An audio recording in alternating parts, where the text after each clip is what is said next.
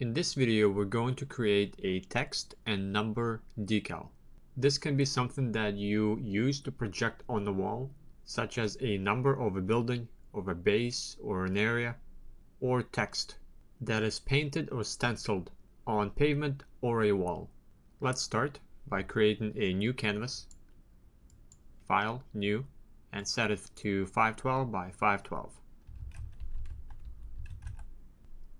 Let's create a new layer, and on this layer we're going to create our text. I'm going to use the text tool, left click, and type in base, and on the next line we're going to type in a number 0207 and press enter.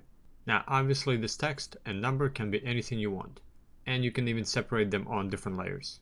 Now I'm going to press Ctrl T with the base layer text selected. This will give me the resize transformation tool, and I can resize and fill the canvas. I'm holding down shift and left clicking to constrain proportion. If I don't hold down shift and I just left click and drag, I can resize across everything and it won't hold those constraints to keeping the text and numbers uniform. So let's resize a little bit more to make sure that everything is close and takes up as much space as possible. And I'm going to move this up.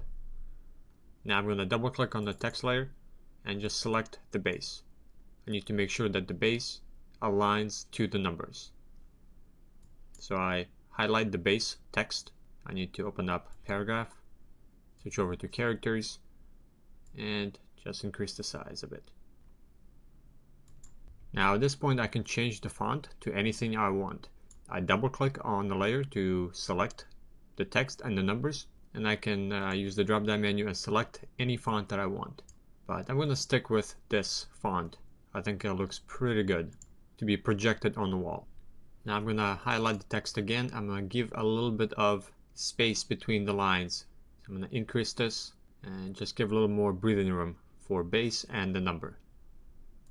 And then on the new layer, I'm going to create just a line, and I filled that line with black. Now let's go ahead and double click on the base again and reduce this so it's uniform and the line is right in the middle. Let's go ahead and move our line to align properly, and that looks pretty good. Now I want to turn the text and the line to color white. So when we import into Unreal, it'll be set to white as default and not black. It'll be easier to add color to it. So I select the text, turn it to white. Let's finalize it, and let's double click on the layer for the line and just use the layer style and enable color overlay and change it to white. I could have filled that line with white, but this is just one of those quick ways to use layer styles and fill it with a certain color. So if I cycle the background layer on and off, here's our text, number, and a line. Let's save this as a PSD file. Let's go to File, Save As. Let's go to PSD folder, save this as base decal. Now let's use this text and line, create a selection, and use that selection as an alpha channel. I'm going to come down to the layer palette, hold Control and left click on the text layer on the T icon itself. This will create a selection of that layer, and I'm going to hold down Control and Shift and left click on the line layer to select that line and add to the selection. So Control left click to select one layer, text and number, then hold Shift, Control and left click to add to that selection. Let's switch over to channels, create a new alpha channel, and fill that text and line with white. Control backspace to fill it with the background color. So this is our alpha channel, our opacity for Unreal Engine. Let's switch back to RGB, switch back to layers, Control D to deselect the selection, and let's go ahead save it as a target file. But before we do that, the background color is going to be left as white. So let's set the background layer visible, and let's go up to File, Save As, Target. Let's go back to Textures, and let's name this Base New Decal. And let's go ahead and hit Save. 32-bit to retain the alpha channel, and click OK. Inside Unreal Engine, let's go ahead and select the Textures folder, import, choose base new decal, jump over to materials, create a new material, name it mat_decal base 0207.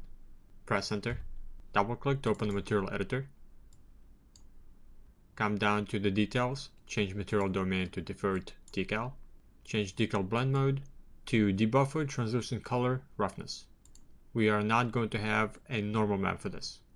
Jump over to the content browser, textures, select the base new decal, back to material editor, hold T on the keyboard, left click, connect RGB to base color, and alpha to opacity. Let's hit apply and place our decal into the level. Let's rotate 90 degrees and 90 degrees. Let's move it up and scale it. And move it down. Let's go ahead, save all, and jump back to material editor. And let's insert a multiply and a 3 vector to control the color from white to any other color you want. So if you wanted to change the text to a different color, you can do so in the material editor without having to re-edit your texture. So hold down the 3 key and left click to place a 3 vector, and then hold down the M key and left click to place the multiply. We're going to multiply the RGB channel of the texture sample into A, take the 3 vector into B, and then take the multiply into base color. Now if we select the 3 vector, in the details panel left click for a color picker and change to any color you want. And click OK. Actually, I don't want this peach color. Let's change it to more red. And you can see that it's not actually selecting the color that we want. We chose red, but it shows up as this pinkish color. In order to get more accurate representation of color, enable sRGB. And now choose the color. Now let's click OK. Now we get the red that we chose. Let's hit apply. Switch over to our level. And here we changed and updated the color inside the material editor. So you can change that color to anything you want. Now for our last input. In this video, let's go ahead and control roughness. I'm going to position the camera right down here. It looks good as is, so we may not have to input a roughness, but let's do that just to see. Hold down 1 key, left click to place a 1 constant. I'm going to drag this into roughness and change the value of the 1 vector. Let's bump it up to about 0.5. Let's hit apply and jump back into the level.